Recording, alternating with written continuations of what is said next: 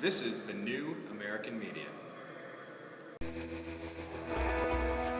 Broadcasting to you, live from the Milky Way galaxy, the solar system, planet Earth, North America, the United States of America, California, Los Angeles to be specific. Hello everybody, welcome to Agree to Disagree here on the TNAM radio network here at thenewamericanmedia.com. I'm your host, Brian Engelman, and welcome to Friday, December the 27th, 2013. Yes, it's the end of the year. How was your year? How was it for you? Well, 4 and 10 are calling it a disaster for their family. 2 and 3 are calling it a bad year.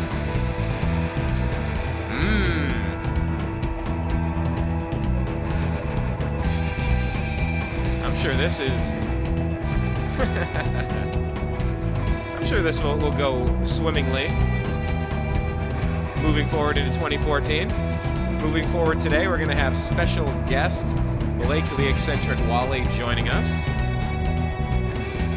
We're going to talk about all the things going on in the news, the things you may have missed while you were with family. Hopefully, family and or friends celebrating Christmas.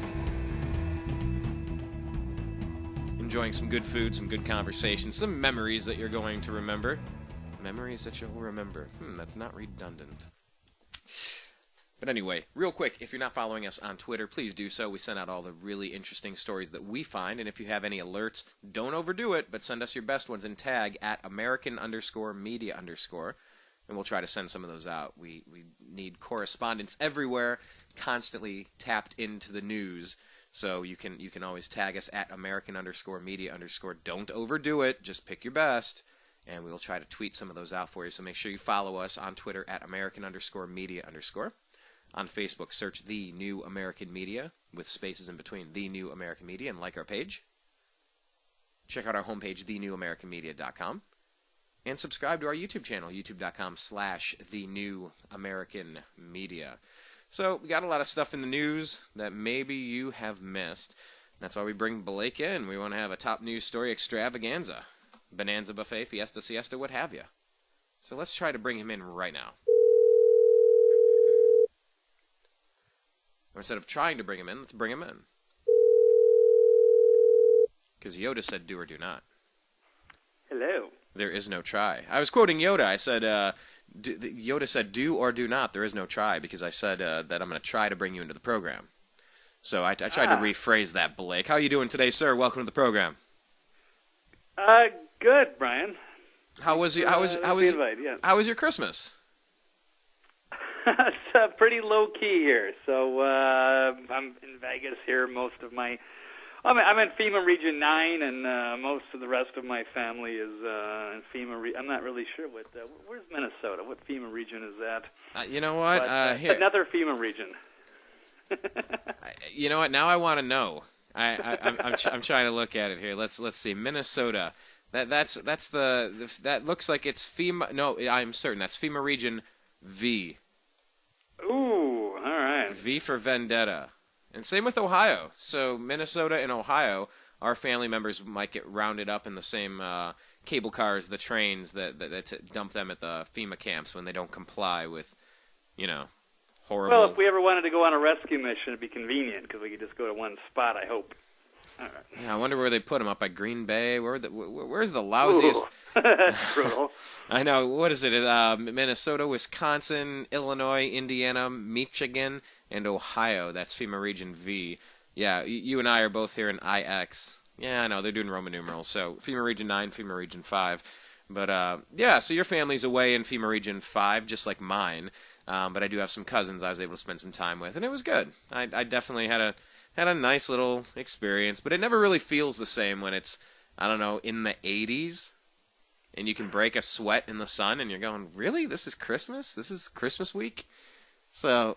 yeah, and I know exactly what you mean, Brian. Yes, so, I don't know, hopefully next year I can go back and have a regular, Christmas I'm more accustomed to growing up with snow and, all that good stuff. Not out here in the, we've both gone from the Midwest to the West Coast.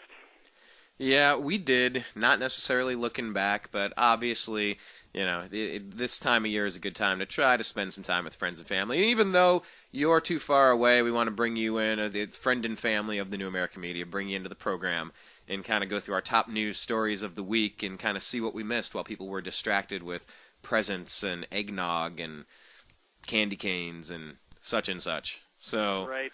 I don't know. I got a few things pulled up over here. I'm not sure where you want to start.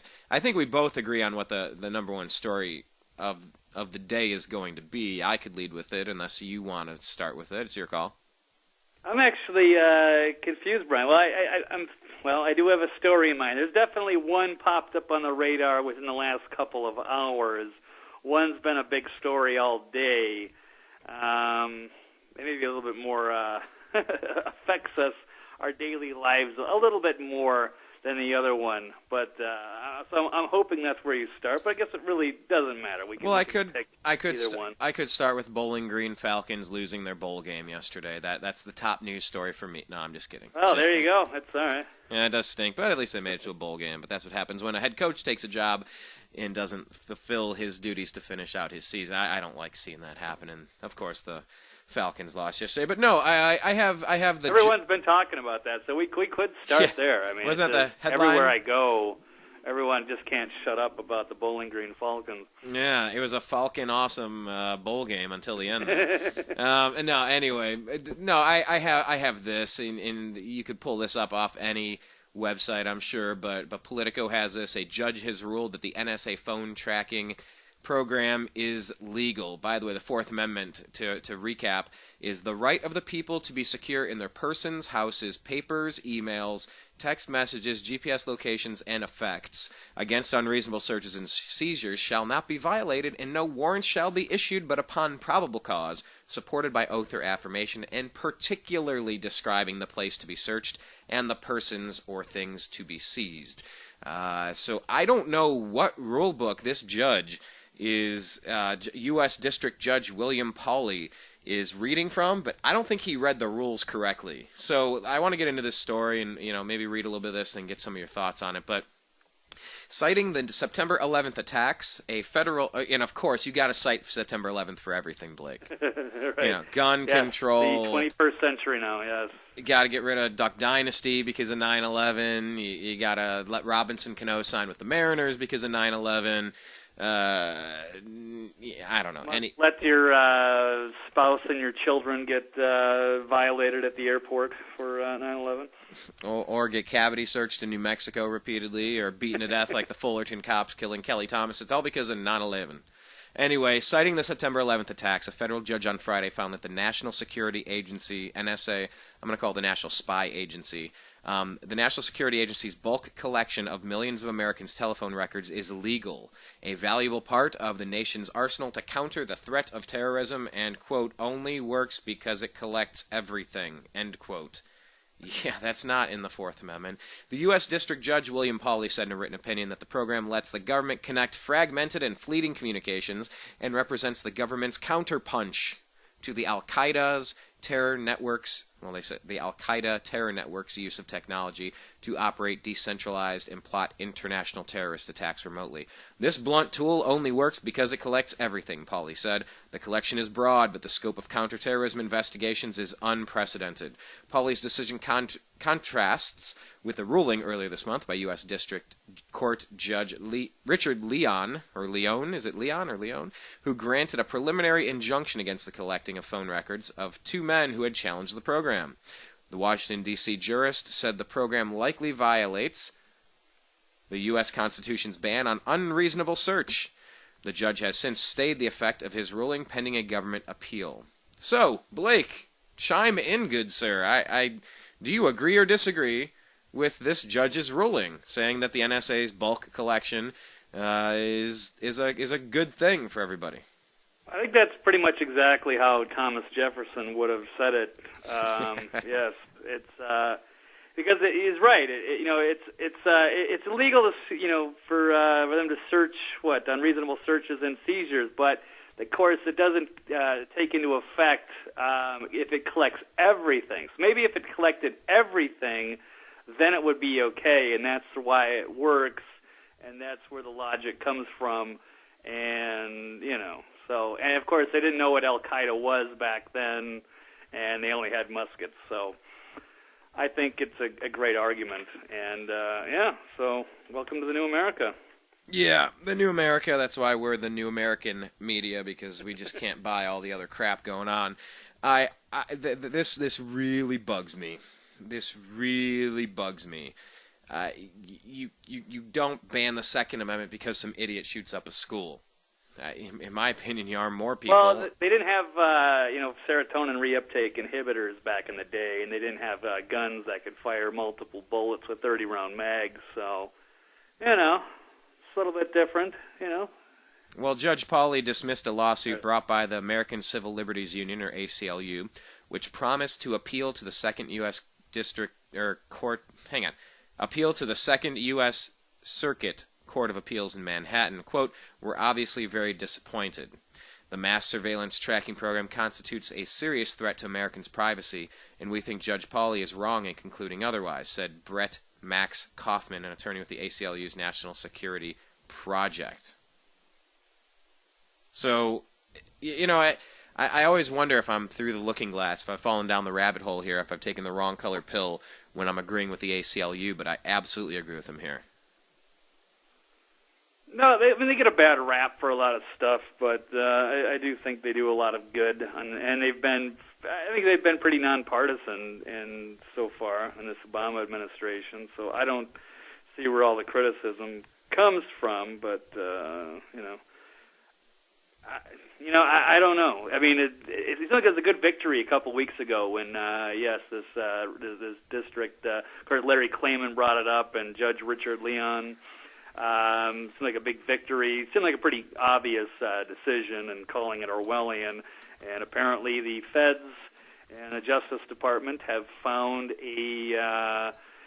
somebody that would play ball with them. Because, I mean, obviously it makes the federal government look bad, and they need to defend the program.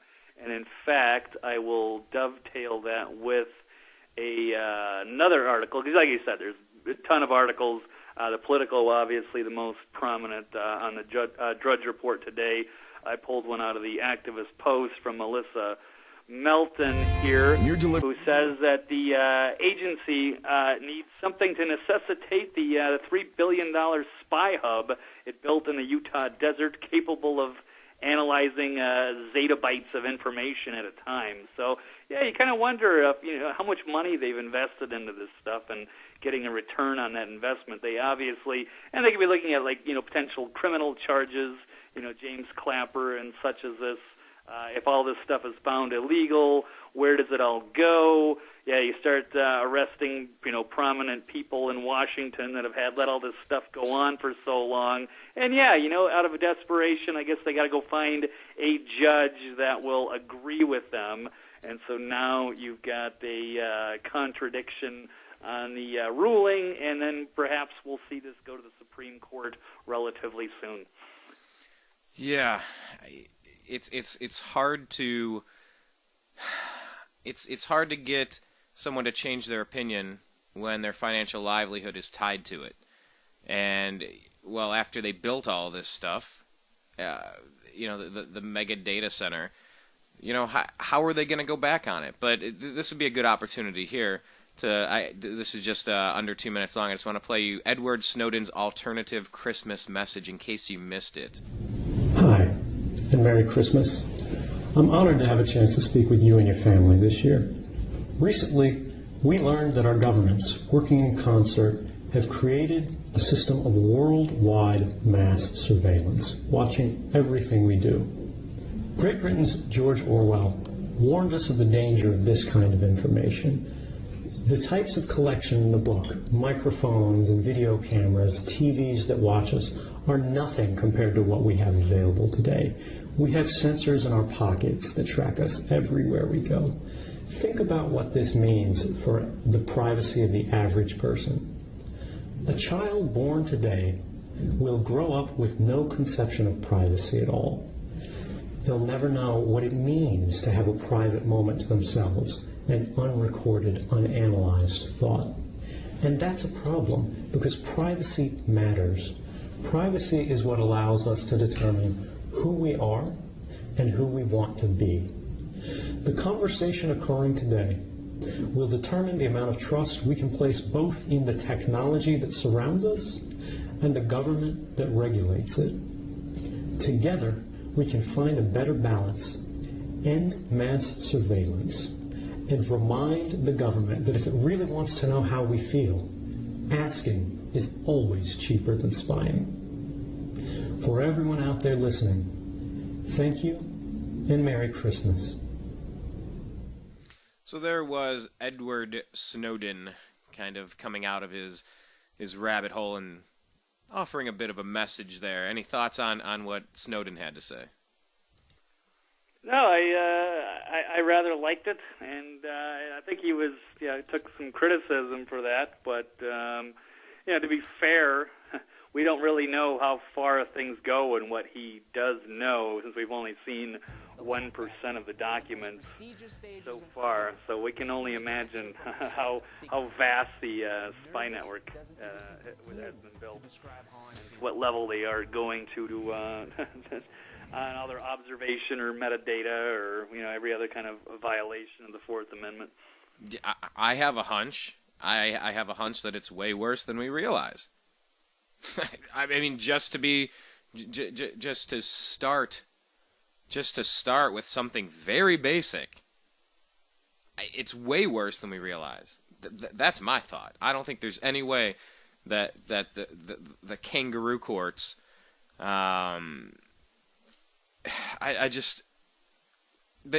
say that the technology we get is decades behind the people that have been developing it in government and in private corporations for a long time before it hits what we have now. I mean, you see drones that are the size of mosquitoes. You see technology that can look inside of people's houses to determine who's there, and basically get a whole heat sensor map of what's going on. And this type of technology is infinitely dangerous in the hands of bad guys and bad girls. And there's no way that I'm comfortable with this. And there's nothing anybody's going to be able to say that's going to convince me that giving up our freedoms and liberties for protection is a good idea. At all. Not even close. So, I don't know. I mean, so now this gets appealed, and now another judge is going to have a chance to look at it, but, I mean, do we really stand a shot with this, Blake? Well, it's interesting because we thought that the healthcare bill might get shut down when it got to the Supreme Court, and then we had the weird, the unusual ruling by Thomas Roberts. If I get the name right. And people thought, well, I wonder John if Roberts. John Roberts. John Roberts, sorry. Saying they wonder if maybe he was blackmailed, if they had dirt on him through the NSA, and maybe that's why he changed his opinion there, or went against the Constitution. But, so we could be dealing with something like that again, I suppose. Who knows what level these people will, go to protect themselves and their basically their criminal activity, because if it is ruled against them, if they could be looking at prosecutions, and of course, what are they going to do with all the billions they've spent on this spy center? It's hard for me to imagine them going, well, looks like that was a waste of money, darn, and we're going to have to arrest James Clapper and some of these other people that were involved in these programs, or General Alexander, or some of these Congress people that knew what was going on. So, it'll certainly be a historic. Everybody will be watching on it. It could be just as big as the big ruling on the Supreme Court. I remember when we covered that. That was like one of the, even Drudge was saying, that was like one of the biggest days for talk radio of all time. So we can only imagine what will happen once the Supreme Court has to rule on this, whether it's unconstitutional or not. Well, I mean, what do you have?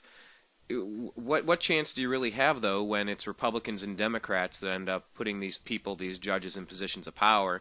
Who knows what kind of dirt they have on them? Because a lot of people say that nobody ascends to places of power: Congress, President, high-ranking judges unless they're blackmailable.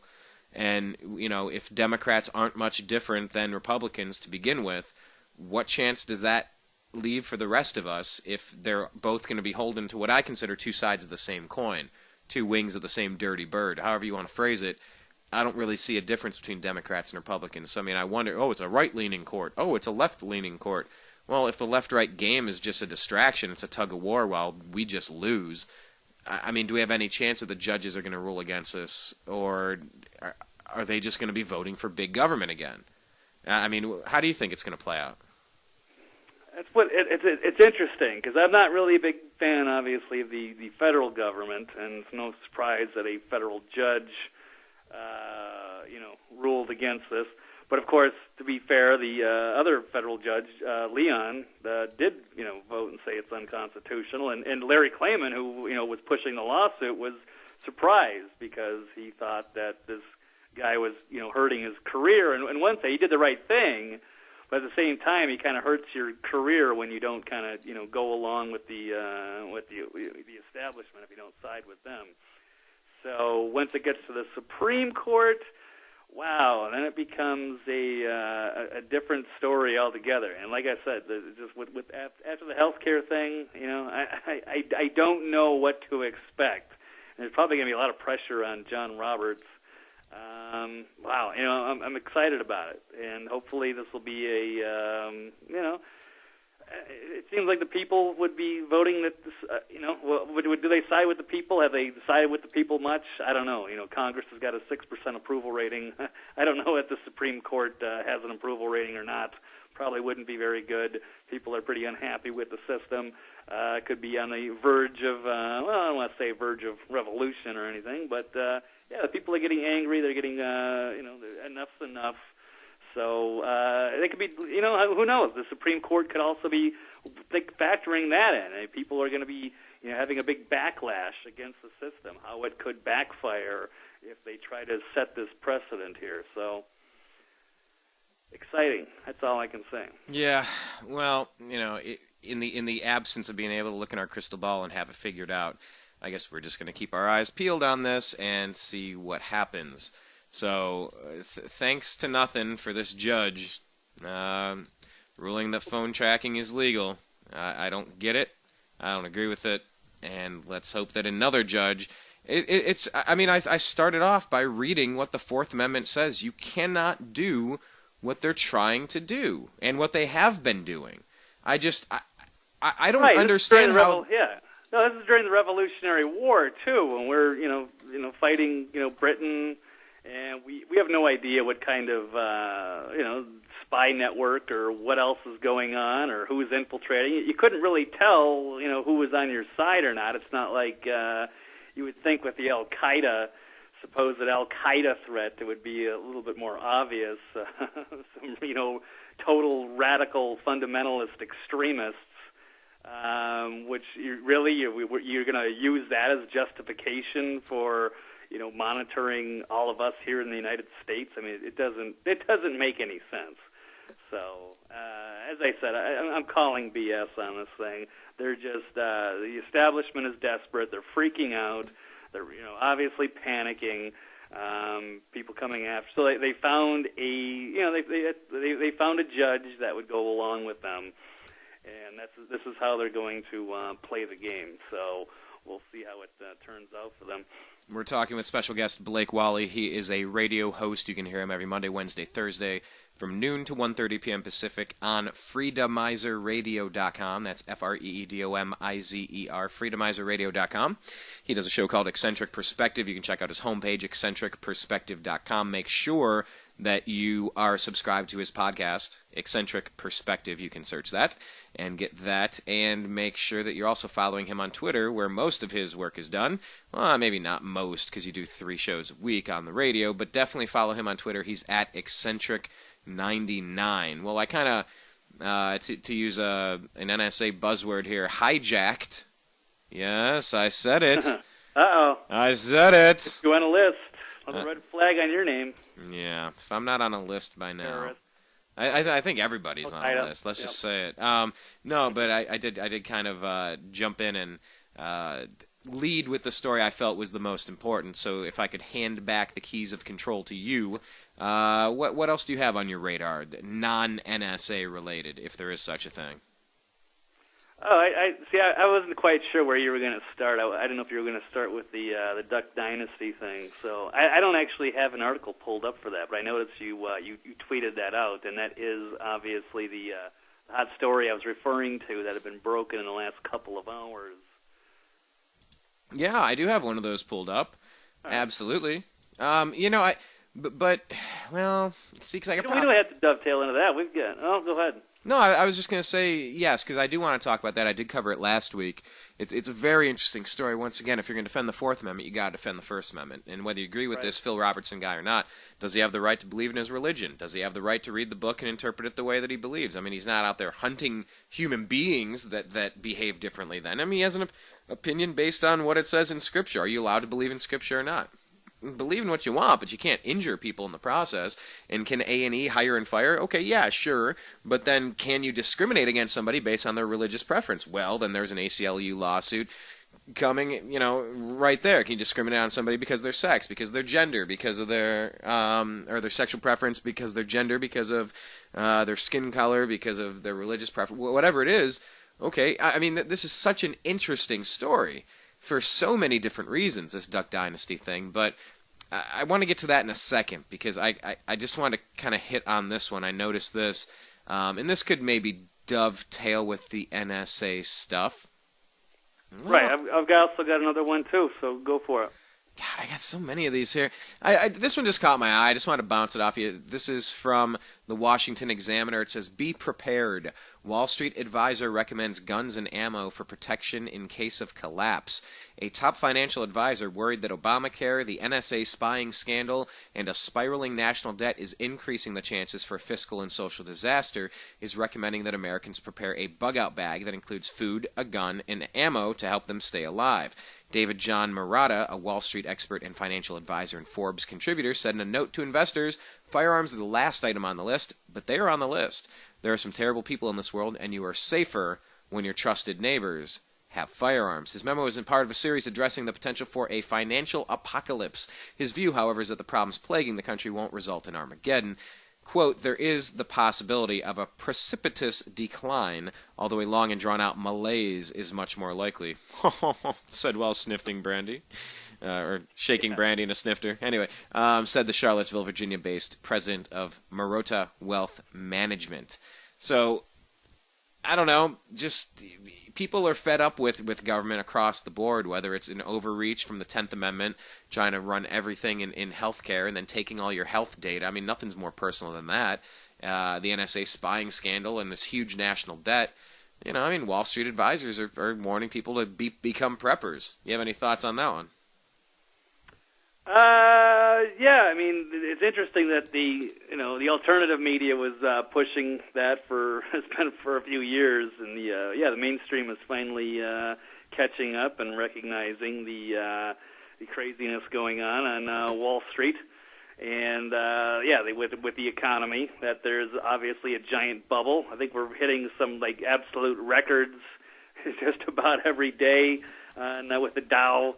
And it doesn't really make any sense because it's not an accurate reflection of the economy for the rest of us.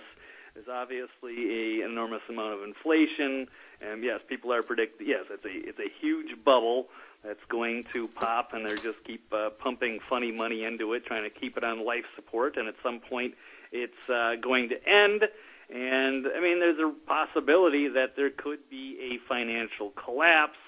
And in which case, if things are down for a few weeks, if there's no money to pay, the police or whatever, you might be on your own for a little bit in your own little bubble, in your own little survival world. And in that case, it's good for everybody to be prepared and have a bug-out bag and perhaps a firearm. You hate to think about stuff and talk about stuff like that, but it's just you'd rather have it and not need it than need it and not have it. So I think it's great advice, and it's even better because it's on, was it on CNBC or one of those financial networks? So I think that's pretty cool. Yeah, I think being prepared is a good idea. across the board. The only thing worse than having to think about stuff miserable like that is not thinking about it until it's too late to do anything about it. And that's kind of where I come from. And those are the people that are going to come after you, because if they don't have stuff and they have to feed their kids, and they're going to, if they get into a desperate survival situation after a few days without food, and there's no law and order in the society, then, what's to stop them from trying to, hurt somebody to get what they need? That just becomes a survival instinct that kicks in. It's human nature.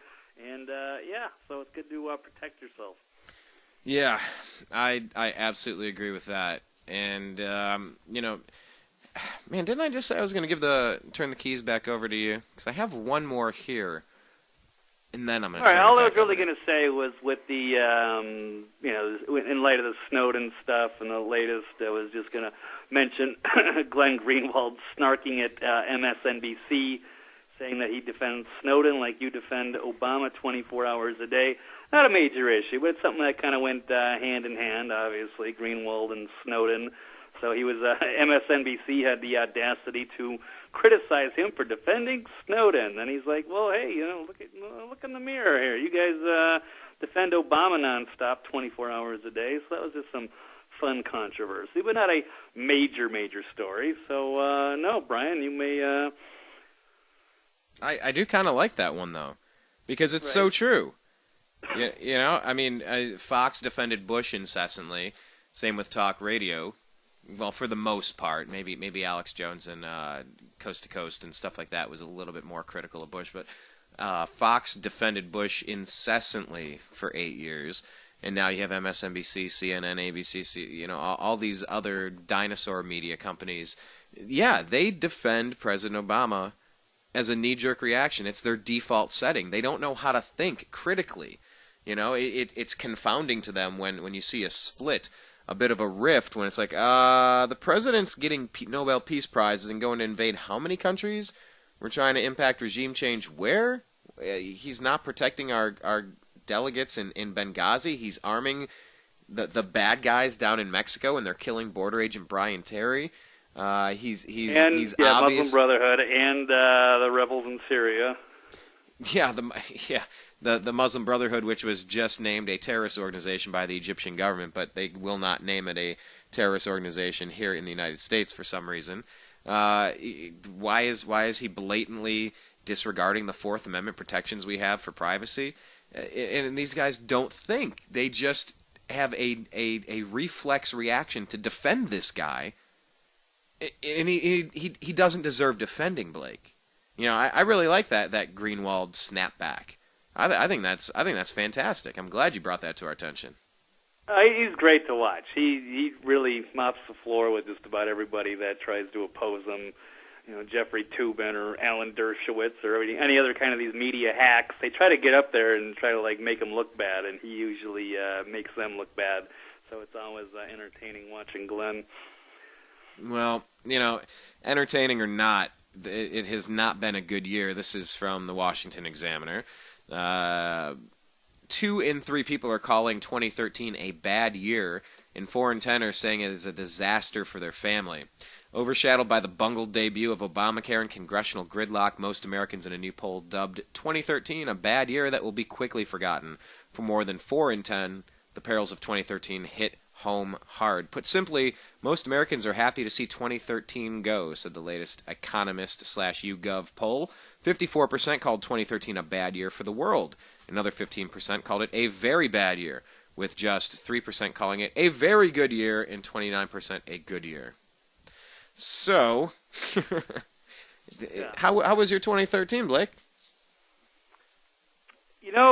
That's interesting. It went by so fast. It's like it feels like it just started practically. Like I can't even believe how fast it went by. So I feel like I just missed my entire summer. I don't know. I mean, it was a lot of exciting stuff. I thought the news was really awesome. It really depends on your perspective. For me, I guess it depends on what angle you want to say it is. But I saw a big awakening. I saw a lot of big changes with the media. The government losing all their credibility, scandal mania, and of course, like I said, the awakening at the same time. So from my angle, I thought it was great, but I mean, there's probably, depending on if there's like families out there lost their jobs, or maybe got their insurance canceled after the Obama lie. Oh, I had that in their face. There you go. That happened to you. So yeah, it depends. It's a rough economy for a lot of people, and I guess it all depends on how they look at it. But as somebody who studies the news, I saw a lot of positive developments. So I guess for me, I thought 2013 was was good in a way. But totally up in the air depending on I guess the individual. So I don't know where would you stand on that, Brian? Wow, it has been a crazy 2013 for me. I had a lot of major life changes, jarring life changes, but isn't necessarily bad. For several months, it's interesting. It's been a year of transition and change, Blake. Is it all good? Is it all bad? I don't know. It's just something that if something's going to break, let it break. Let's get to cleaning up the pieces.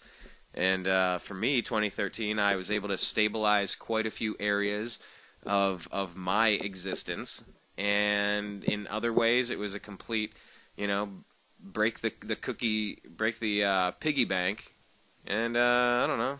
Either start putting those pieces back together with some super glue, or go get another bank, or however you want to phrase it.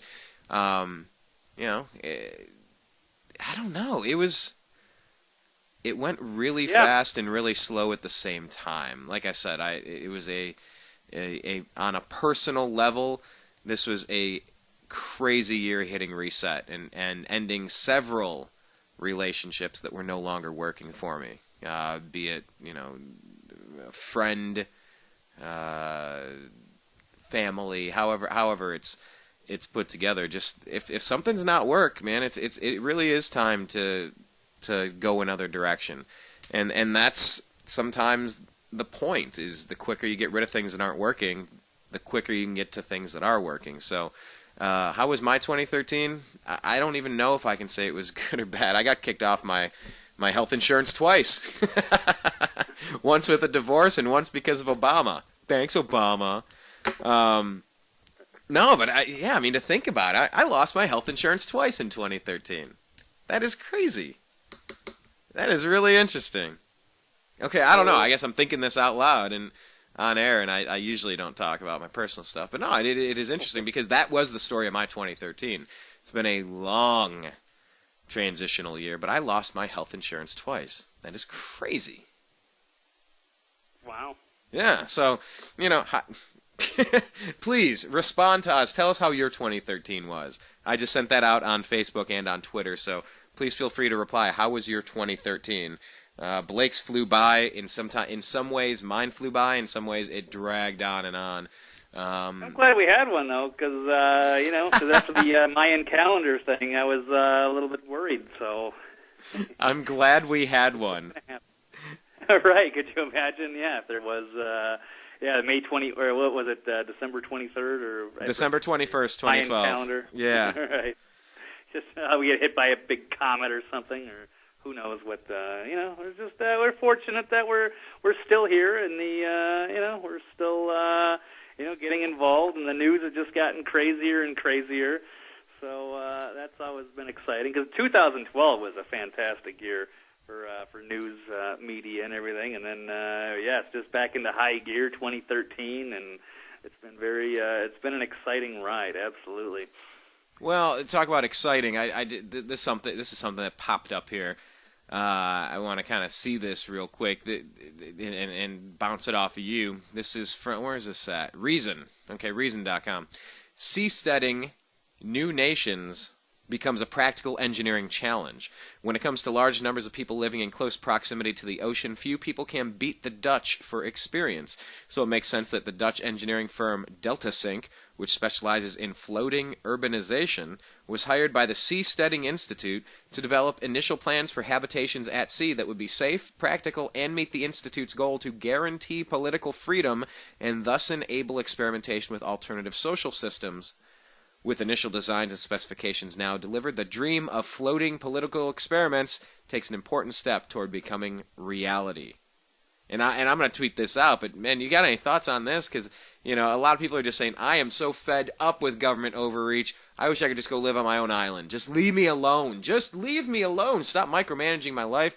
It's actually happening. It's international waters. You can become your own sovereign nation. Any thoughts on that one? I know you might not have had a chance to look at it, but... No, I did see that. I don't remember where I found it, but it ended up on Reason. They're going to build these huge islands. It's going to cost a fortune to live on one. I don't know. I was kind of thinking, if people moved on there, it would just be... I don't know. I don't know where you find I don't know how many people they're talking about that could actually live on these things or how large they would be. That would obviously play a factor if you're just going to be stuck with the same few hundred people. So I don't know if it's what the population of these things are going to be, but the actual build and an island, a big floating fortress type of island that's just going to there's a lot of things that are appealing about it. Practically speaking, probably not. I don't know, but it certainly would be a good social experiment. I personally would rather see all the libertarians and such, help scale back the federal government dramatically.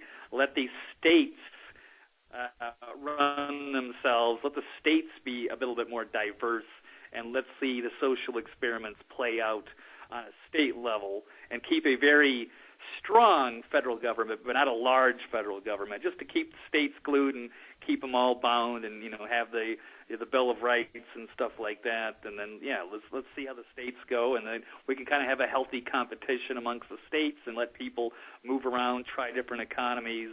I think that would be the better long-term solution than for all the libertarians to basically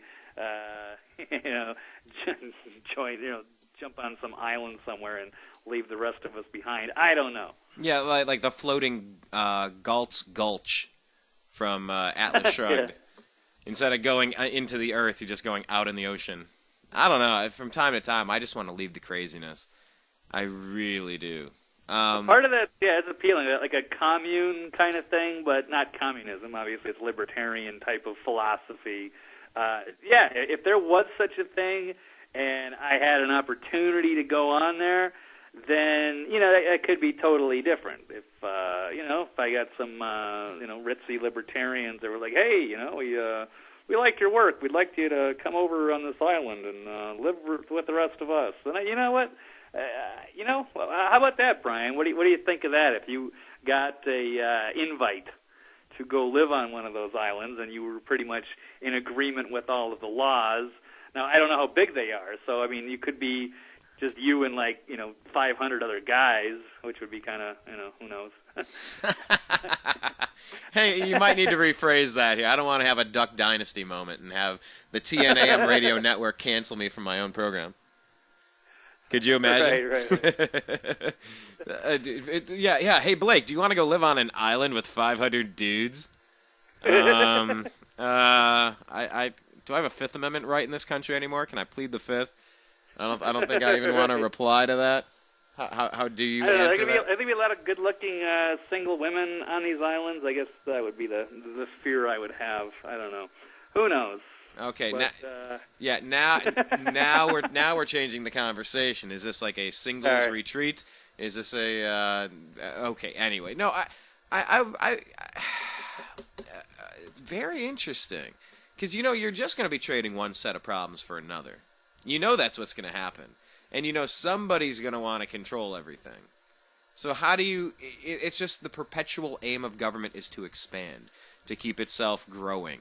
It's just the nature of things. People might want to start off with the best of intentions, but eventually somebody's going to get up. Somebody's going to say, well, we need to restrict this. Well, excuse me. We need to restrict that. I need to be in charge of this. I don't know. Yes. Here's a short answer. As long as you're not phrasing it, you want to go live with 500 dudes on a warm desert island. All right, take that out of the equation. Just say, would you be interested in going into a libertarian floating community society and seeing how that is for a while? Absolutely. Absolutely, I would try that. And, I like a little bit of privacy. I like to be left alone, and I like to have private me and public me. I don't like everything being out there. What was it, Zuckerberg saying the age of privacy is over? Screw you. I don't need to share everything on Facebook. I don't need to share everything about my personal life on my radio programs. There's just no need for it. And I don't know. There are parts of me I want to keep to me. So I do like some privacy. It'd be weird where you would kind of have nowhere to go. There's an episode of The Simpsons where Homer goes and his family go into the witness relocation program, and he goes and lives on a houseboat, and he's like, he said, that's the best part of being in a houseboat. If you don't like your neighbors, you can just get up and move. And all of the neighbors pull up their anchors and pull away and leave Homer and The Simpsons sitting there because nobody wants to live by him. It's kind of funny. But, so you would do it too? You'd give it a shot? Is that what you're saying?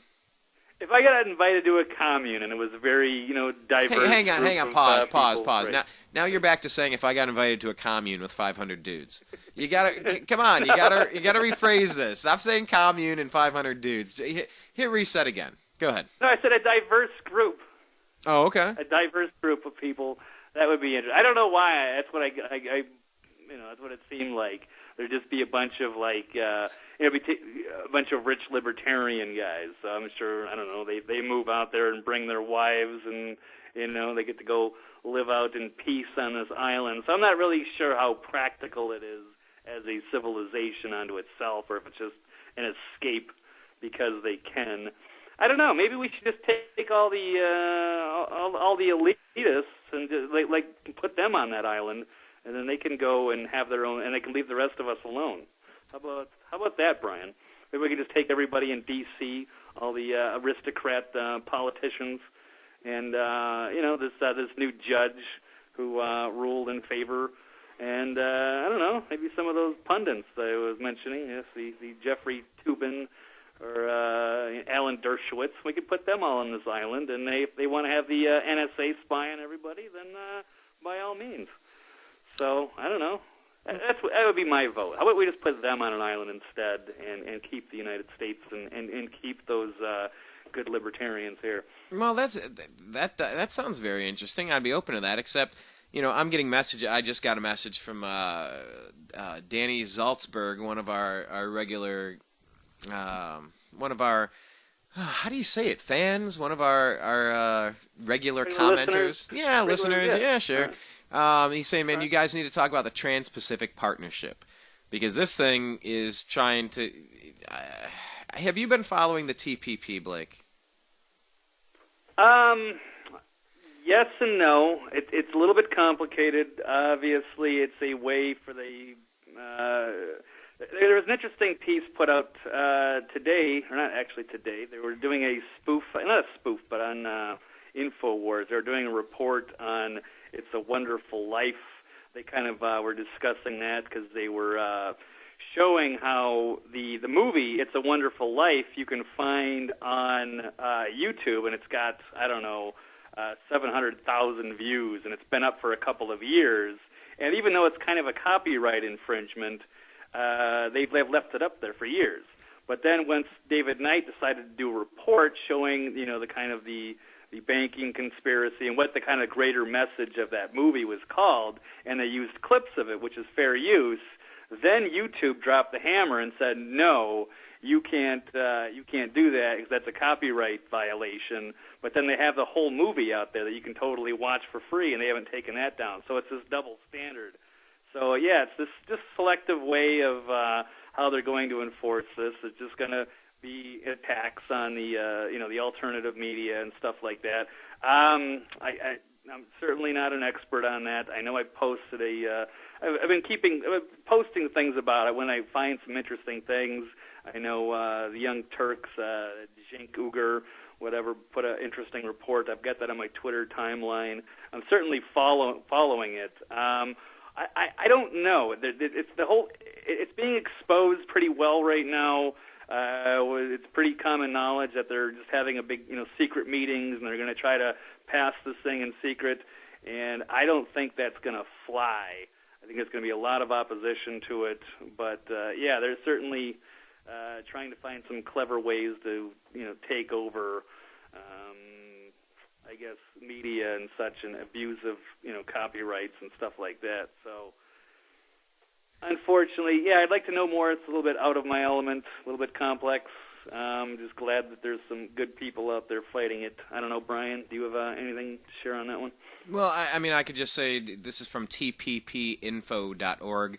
Just to hit reset, I will let the listeners just steer the news a little bit, because I don't grasp this as much as I probably should, so I'll just talk about it a little bit. It says the Trans-Pacific Partnership Agreement, or TPP, is a free trade agreement currently being negotiated by 9 countries: the United States, Australia, Chile, Malaysia, New Zealand, Peru, Singapore, Vietnam, and I'm sorry, I don't know what this is. Brunei Darussalam. Sorry, I have no idea what that is.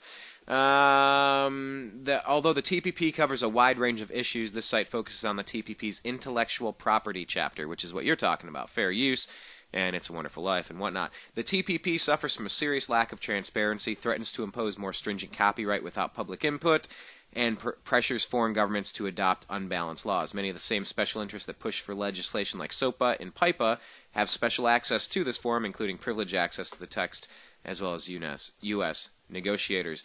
Excessive copyright rights and enforcement adversely affect the ability of creators to create content, the ability of technology companies to make innovative products, and that ability of users to use content in new ways.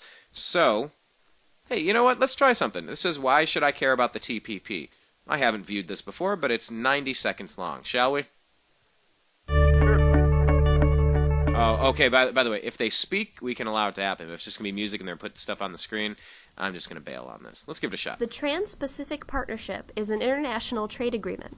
While international trade agreements can be good in theory, in recent years they have tended to include a lot of things that are only tangentially related to trade. As those things have been added, they have also gotten progressively more secret. The TPP chapter on intellectual property is one of these tangential, secret things. This is a problem because of something called policy laundering. I'm sorry, tangential secret things? That's a technical phrase. Sorry, I love that. Sorry, go ahead. The TPP chapter on intellectual property is one of these tangential, secret things. This is a problem because of something called policy laundering. Let's say someone wants Congress to pass a bill, but the bill is a really bad idea. The public can argue against its merits to convince Congress not to pass it. But then those same people move on to the murky world of international treaties. Fewer people are paying attention to what is in treaties, and the treaties are often secret until just before they are finalized. So it is easier to sneak bad ideas into them. Now, those people come back to Congress with their bad idea. However, this time they do not debate the idea on the merits. Instead, they insist that Congress has to enact their idea in order to comply with our treaty obligations and meet international norms. This all brings us back to the IP chapter of the TPP. The only people who know what is in it are the negotiating countries and a group of industry advisors. That's not good enough. That's why we are calling on the government to bring transparency and public participation to the TPP process. So please feel free to shut down my page because I just shared that piece of content talking about the TPP. Wouldn't that be awesome, Blake? No, but fair use. Right. Let's have a bunch of unelected bureaucrats up on top of it making all the decisions. An international coalition. That'd be even greater.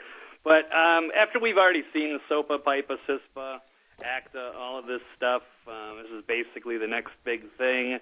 And, since they're being so secretive about it and there's been enough exposure on it that I'm trying to be optimistic that they don't have a chance to do anything with it. I mean, we shall see.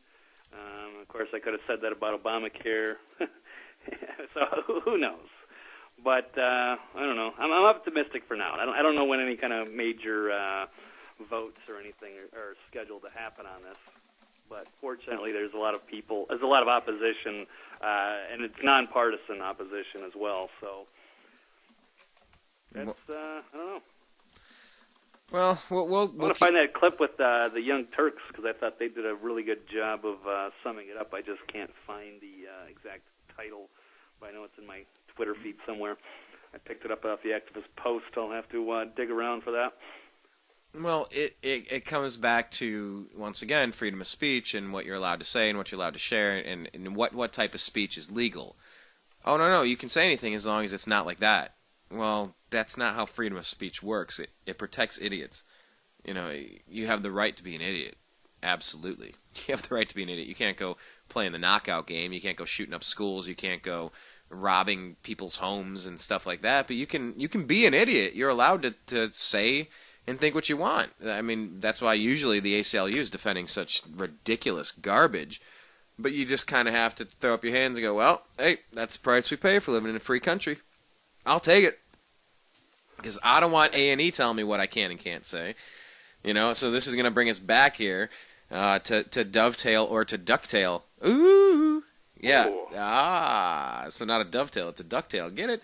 Yeah, I mean, this is a story that just came out recently. This is the Duck Dynasty story. I'm wondering if you wanted to comment on this one, if you had something pulled up, Blake. I do not, but I don't know if there's really anything much I mean, to say. I can set it up just fine, and we can just kind of give some comments on it. Less than 2 weeks after his anti-gay remarks prompted an indefinite hiatus for the reality patriarch named Phil Robertson of Duck Dynasty, and strong fan backlash, the network says he will remain on the series. Phil Robertson, the patriarch of A&E's Duck Dynasty clan, who was suspended from his hit reality series on December 18th following some incendiary comments about gay people, won't be put on hiatus after all. The network and the Robinson family announced Friday that Phil will still be part of the series, and since he didn't miss any filming, his temporary suspension will have no effect on the upcoming 5th season. An A&E statement to The Hollywood Reporter read, as a global media content company, A&E Network's core values are centered around creativity, inclusion, and mutual respect. We believe it is a privilege for our brands to be invited into people's homes, and we operate with a strong sense of integrity and deep commitment to these principles. That is why we reacted so quickly and strongly to a recent interview with Phil Robertson. While Phil's comments made in the interview reflect his personal views based on his own beliefs and his own personal journey, he and his family have publicly stated they regret the coarse language he used and the misinterpretation of his core beliefs based only on the article. He also made it clear that he would never incite or encourage hate.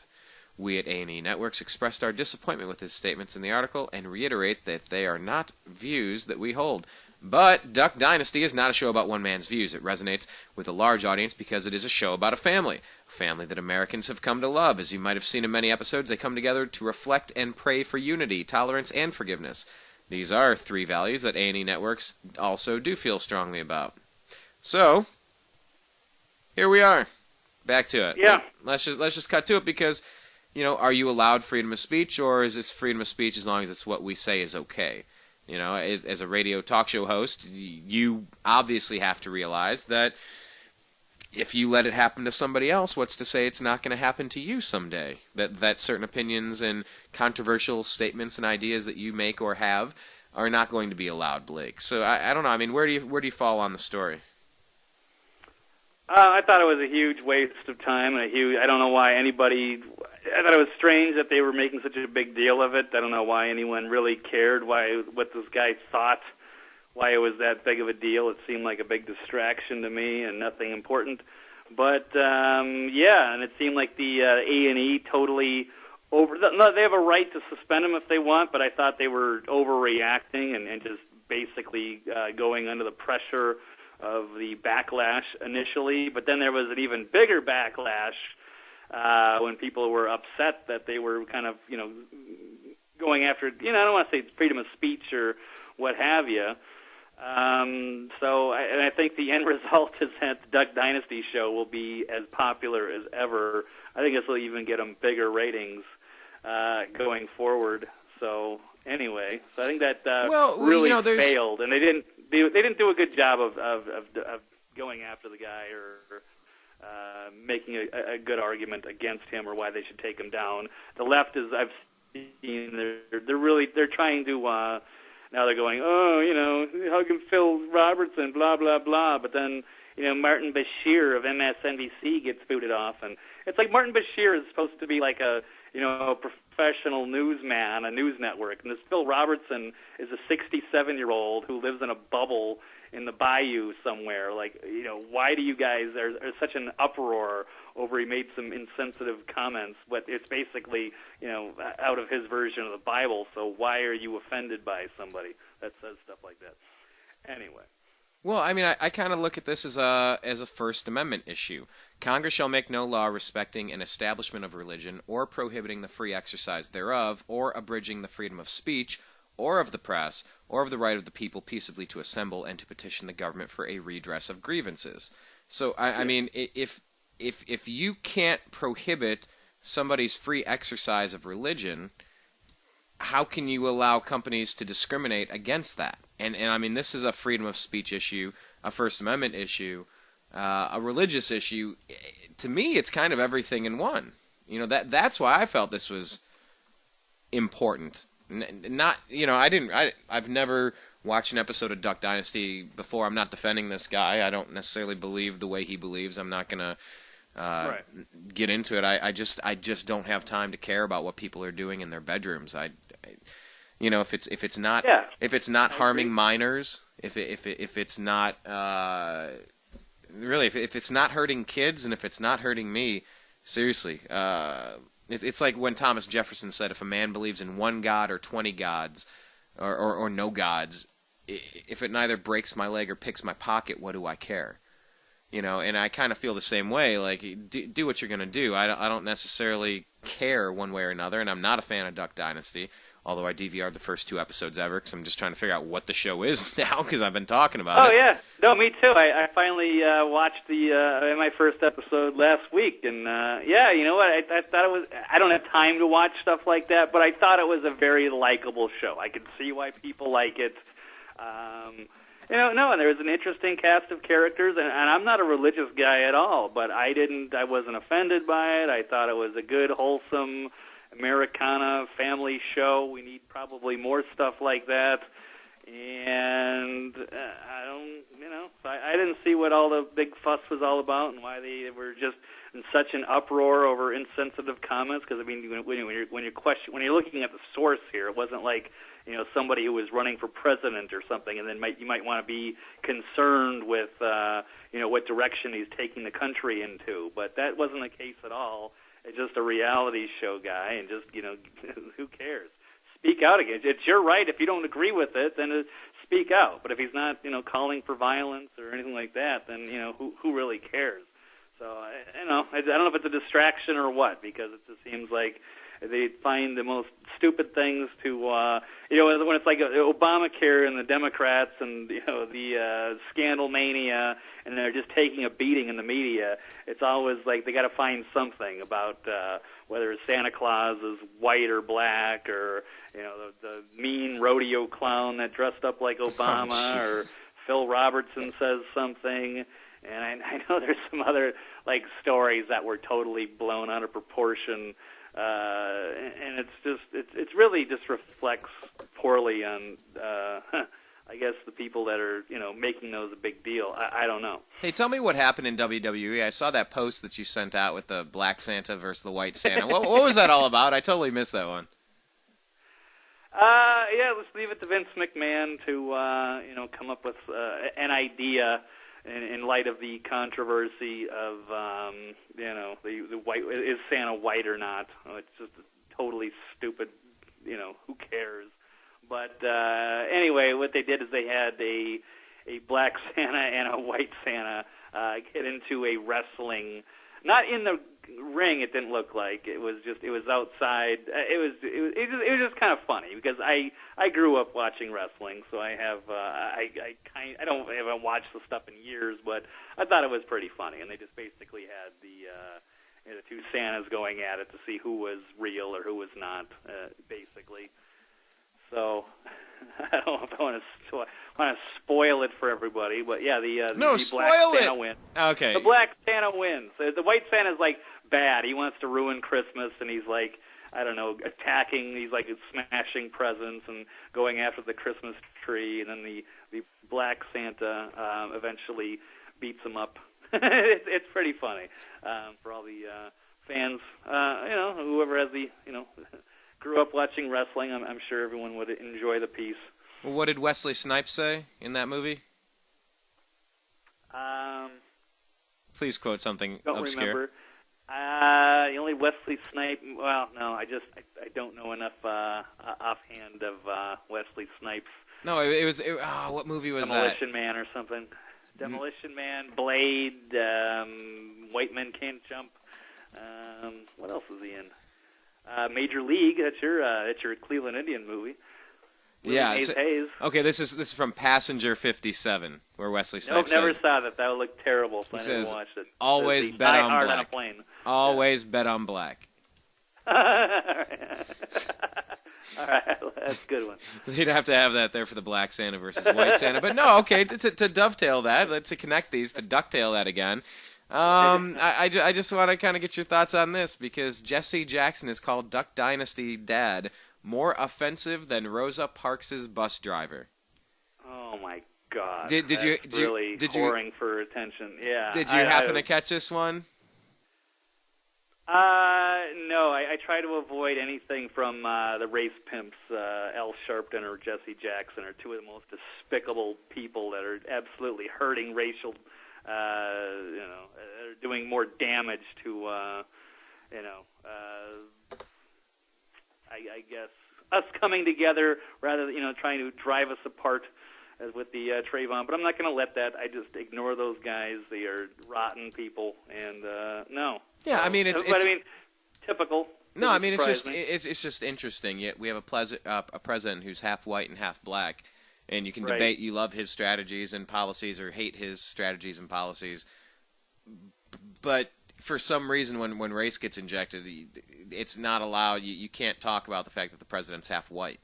It's like a lot like I was saying earlier with the Duck Dynasty, Phil Robertson comments on homosexuality and bestiality and promiscuity and all this stuff. It's like I am very libertarian when it comes to what people do, because I just don't have room in my life to care about stuff like that. At the end of the day, hey, if there's a God, and I think that there is, let God sort it out at the end of the day. I'm not going to spend my time on that.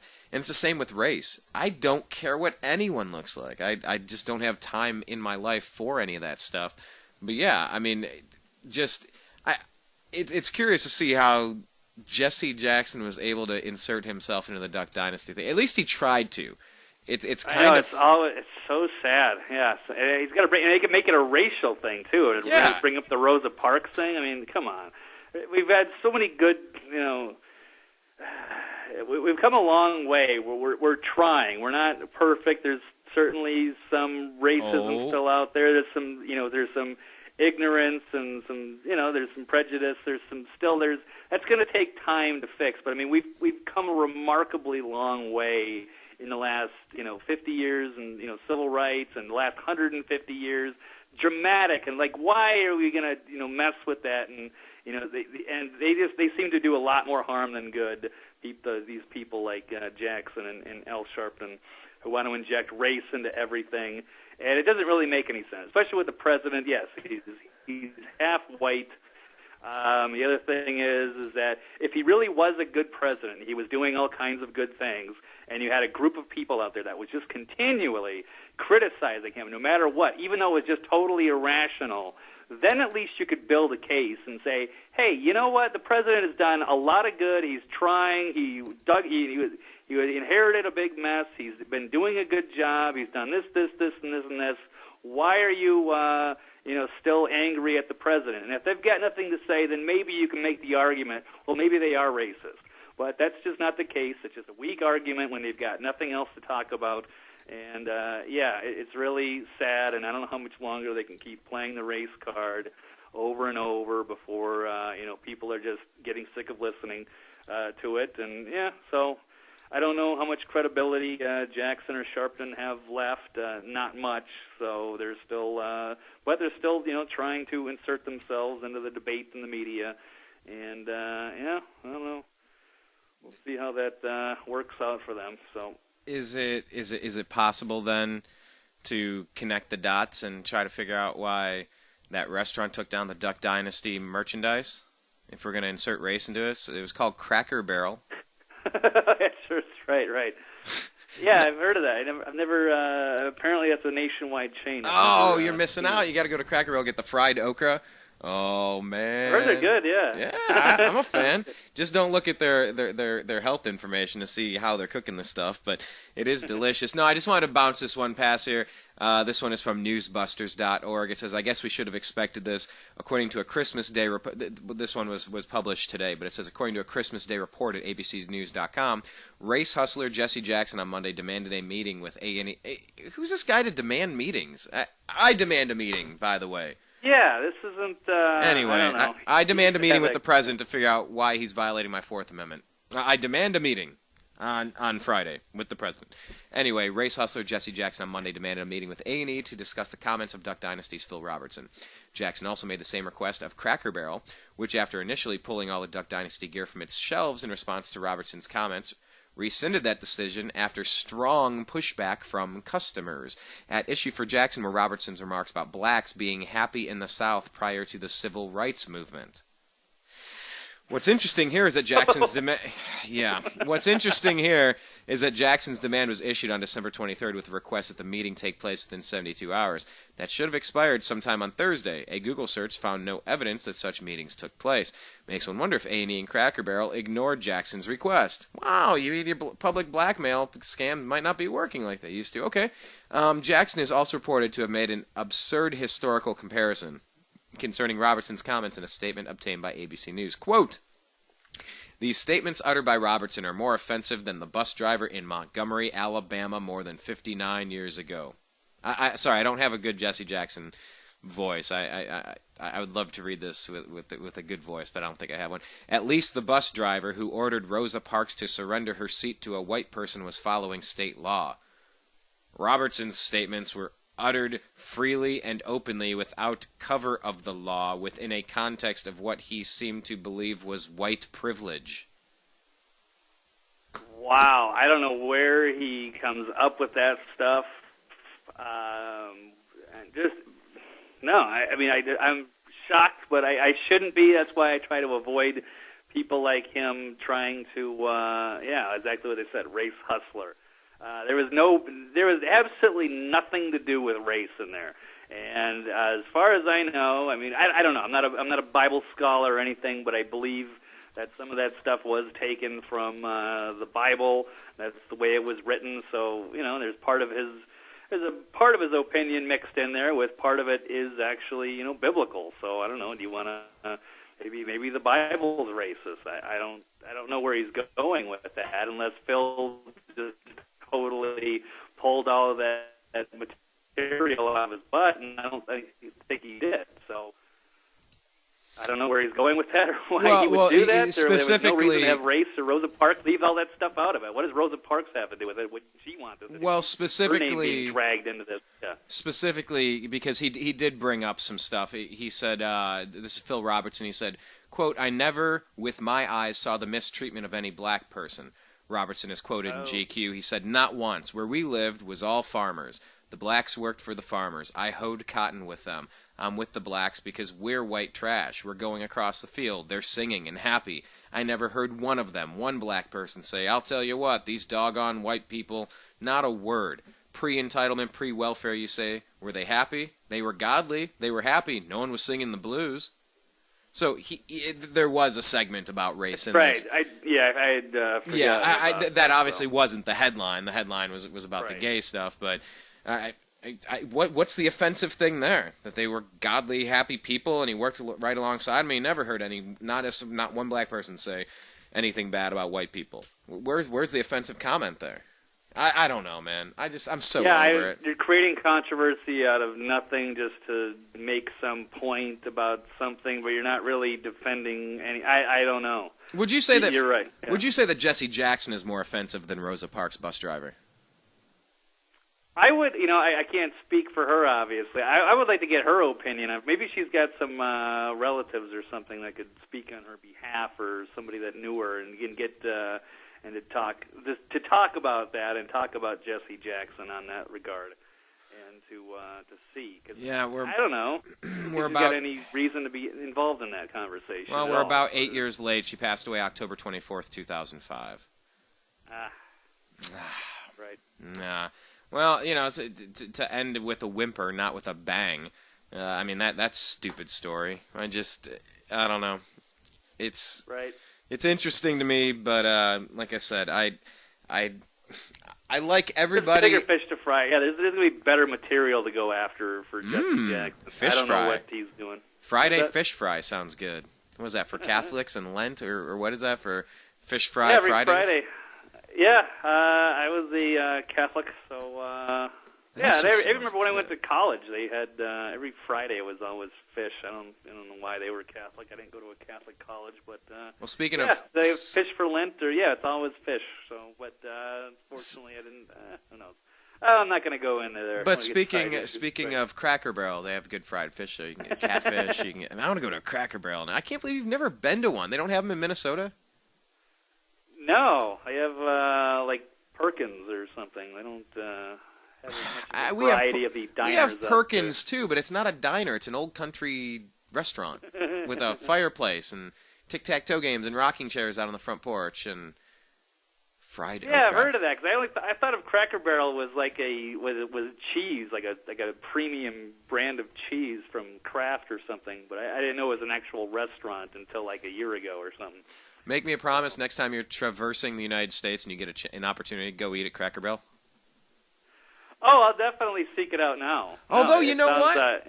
What's that? I just remembered something. I was very offended one of the last times I ate at Cracker Barrel. I'm not kidding. I totally forgot about this. So you had a bad experience. I had a horrible experience. I was sitting at a table, and they have their old-timey stuff nailed to the walls, and look at all this look at all this neat decoration. They had a picture of Woodrow Wilson hanging at my table. I'm like, that progressive SOB, that dirty little rat gave us the IRS, gave us the Federal Reserve, sucked us into World War I. You dirty little rat. How dare you have this guy up here while I'm trying to eat? He did come out in his memoir and apologize for all of the wrongdoings that he was involved in. But yes, you are absolutely right. And speaking of that, interesting you mentioned that because we just had the 100-year anniversary of the Federal Reserve on the 23rd. So, is the Federal Reserve a good thing or a bad thing?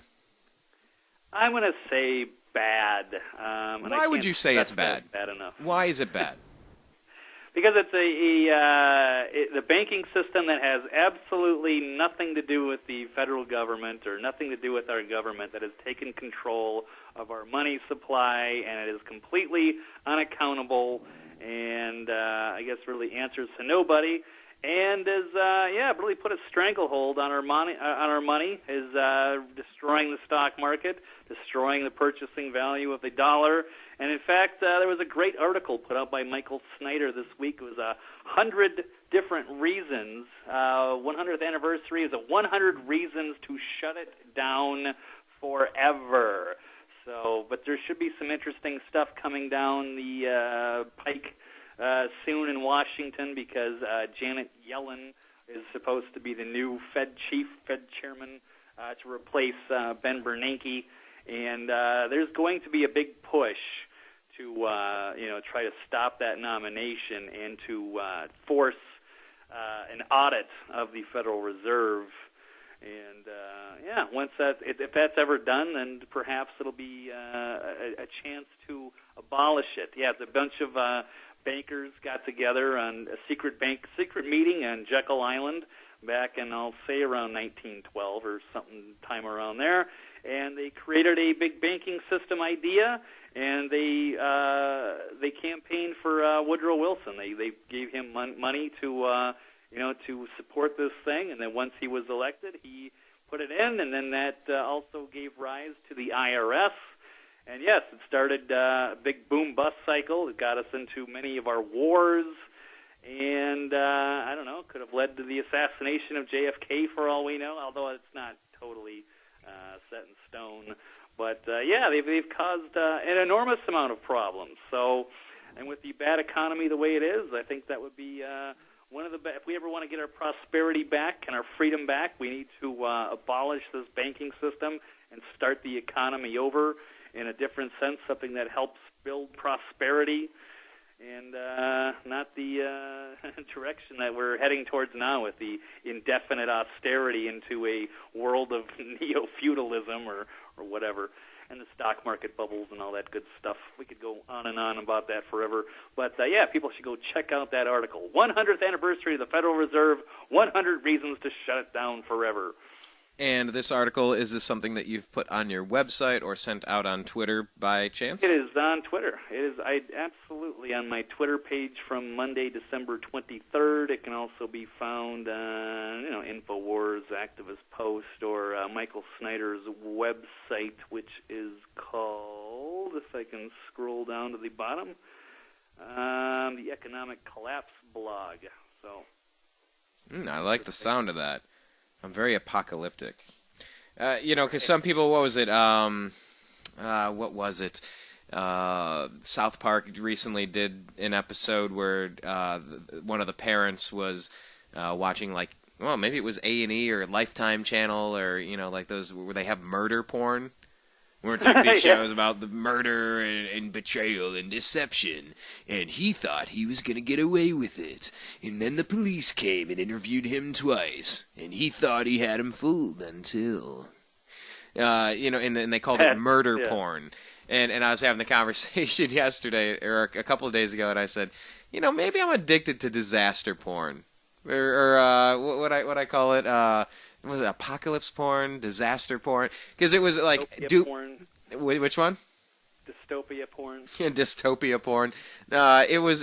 I was watching Doomsday Preppers. Then it was followed up by something where it was some apocalypse show, how the world could end. I'm like, I don't know what you get out of murder porn, but what I get out of Doomsday porn.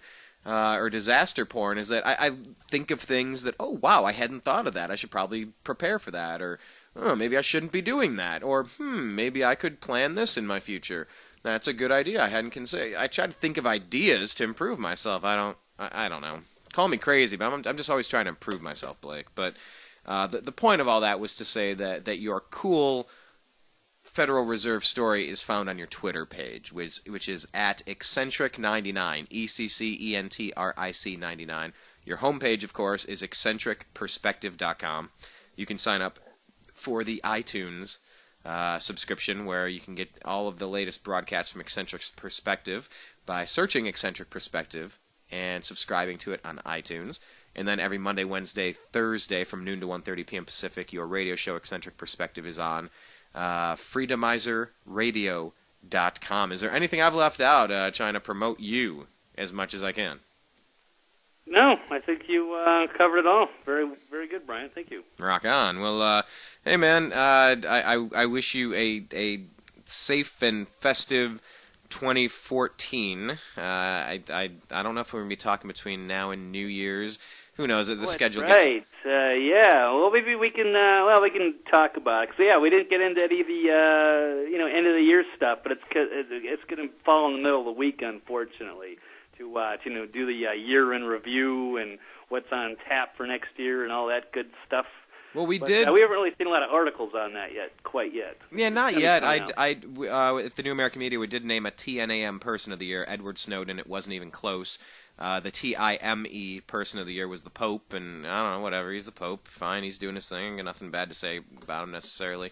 But for me, Edward Snowden made millions of us seem instantly less crazy. And that is huge, because what we've been screaming, yeah, get your tinfoil hats on. The government's actually watching. Like, they care about your text messages.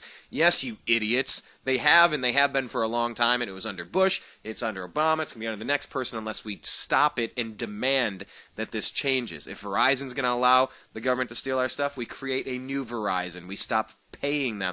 We take people to court and sue them for breach of their constitutional duties. I mean, yes, we do everything we can to maintain some privacy if we want it, and it's important to me. So we named him the TNAM Person of the Year for the New American Media, and so I did that. But yeah, I mean, if we want to do a year in review, I don't know. I might be able to avail myself sometime next week. Who knows? It's gonna be crazy with the holiday and everything, but Right. we're definitely gonna stay talking, and we're even probably gonna meet up in person. You still need to make your way out here, and I need to make my way out there. So we'll make it happen, and we'll continue this into the new year. So if I don't get to talk to you before then, have a safe and happy New Year, and let's definitely try to get something going. Maybe I can bounce on your show one of these days.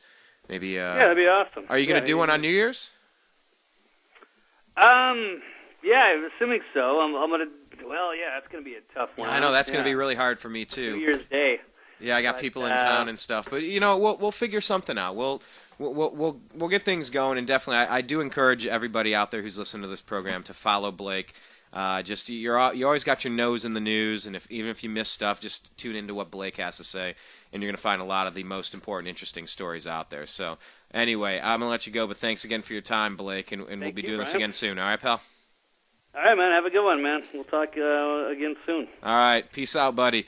There goes Blake, the eccentric Walley, everybody. Please make sure that you're following him in all those places. And for us, please do us a favor and check out all the places we're at. TheNewAmericanMedia.com is our homepage. We encourage you to peruse our archived content over there. Please check us out on Facebook by searching The New American Media with spaces in between, and then liking our page. Please do that. The New American Media with spaces in between, and like our page on Facebook. We want you to do that. On Twitter, follow us at American_media_. That's American_media_. And join us on our YouTube channel. Click subscribe. What did we just surpass 150,000 video views? Pretty cool. I guess what's one of our next goals? Obviously 200,000, but like, how many subscribers? I don't have it pulled up in front of me, but I don't know, maybe 1,000 subscribers is our next goal there. But definitely subscribe to us. YouTube.com/The New American Media. And go ahead and connect with us there. There's a lot of different places where a lot of different things are going on here with the New American Media. And if you get some breaking news, some really important stuff, or something you want to get a little bit more information on, tag us at American_media_. Don't overdo it. Just give us a couple, or else we're going to block you. We don't want to do that. Just give us a couple of the good ones, like our friends Lions of Liberty do, like Blake the Eccentric does. They find a couple things, they tag us, and they ask, hey, can you kind of promote this more? And then we send it out to our 17,000 who are following us. So anyway, if we don't get a chance to talk again between now and 2014, thank you for another year. Thank you for this opportunity. It's been a great 2.5-year run, and we have a 10-year plan here at the New American Media. We're about a fourth of the way in. It's about to get interesting. I'm looking forward to a really good 2014. I appreciate each and every one of you, and we'll talk again. So, my name is Brian Engelman, signing out for Agree to Disagree here at thenewamericanmedia.com. I appreciate you. I love you. Peace. You are listening to the New American Media.